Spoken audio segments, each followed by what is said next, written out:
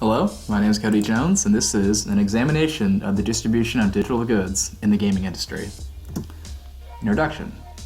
Worldwide revenue for the interactive entertainment industry in 2013 was $70.4 billion. In 2015, $94 million were spent on in-game purchases, a significant portion of which are purely cosmetic in nature. It's a market that's still in its infancy and it's rapidly growing at an incredible rate, and there's still really no system of identifying and targeting potential consumers. And what I mean by cosmetic in nature and it's a new market, I'll give you an example. I was playing Counter-Strike with my friend a couple months ago. We came across somebody who owned this knife. This knife does not change gameplay at any way, shape, or form. It does no more damage than any other knife. It just looks different. What do you think someone paid for this? Well, the answer is $400 American dollars. Like, not in-game money, they paid actual real money for this knife. Just so they could look different. Anyway, back to the thing. So my research question is, how can game developers better understand how to more efficiently target players inclined to make in-game purchases? Also, how can developers better analyze the trends of the in-game economy? Essentially, what I want to look at is how do they target these people who are going to make these high-dollar purchases, or anyone's going to make a purchase in general, and how do they better and more efficiently understand what the community will buy? So yeah. The purpose of this research paper is to better understand how developers can more efficiently analyze and predict the trends of digital goods and understand the underlying factors behind the transactions. Literature Theme 1, Understanding Consumer Psychology. The rules of trade by the developers are extensively planned, but they cannot predict their players. Ross 2014 examines the digital commodity exchange as it pertains to the value of items that fundamentally change gameplay. That being like, in World of Warcraft, how a sword will do more damage than another sword, that actually changes how the game is. The knife I showed you earlier, no effect. Anyway, consumers have always associated price with quality, but how does that affect the perception of a virtual good, something you actually can't physically hold and examine? Number 2, predicting trends. There's systems in place that kind of sort video games based on metadata. They'll do certain tags like first-person shooter and break it down further and further.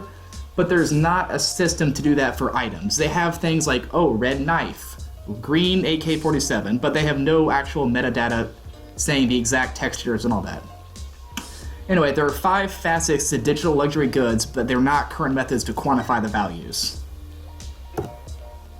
Developers like Valve have admitted that success of certain items have been largely erratic and unpredictable. Actually, when they first released the skins for Counter-Strike, they predicted that the military skinned items would go for much higher, but that actually turns out they're some of the least valuable items in the game. There's also currently no system in place to recommend certain items to certain players based on their purchase history. So that if I buy that $400 knife, there's nothing in place to say, hey, maybe you like this $300 M4 or something along those lines.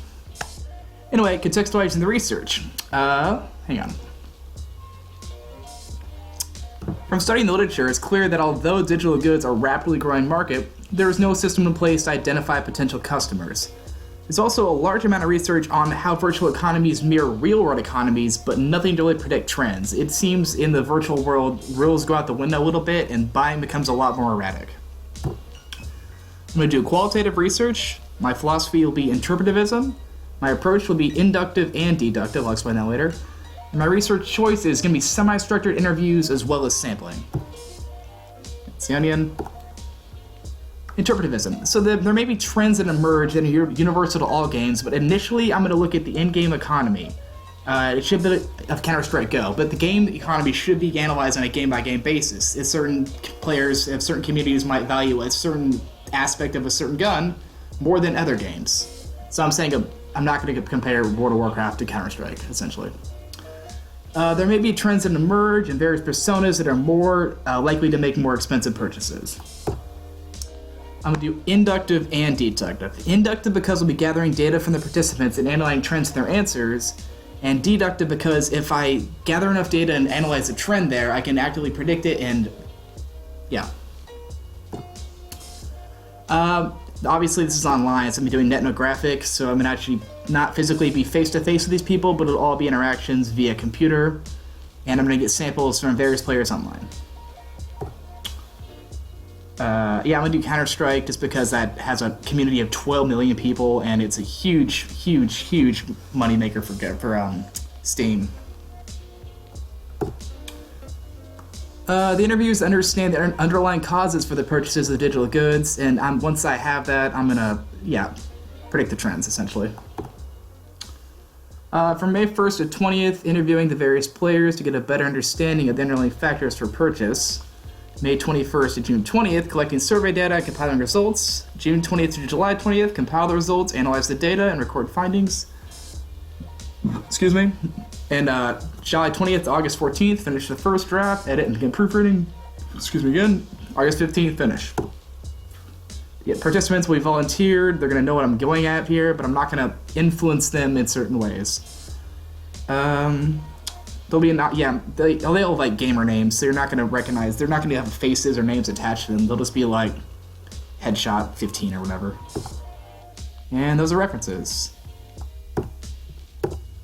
And thank you for listening.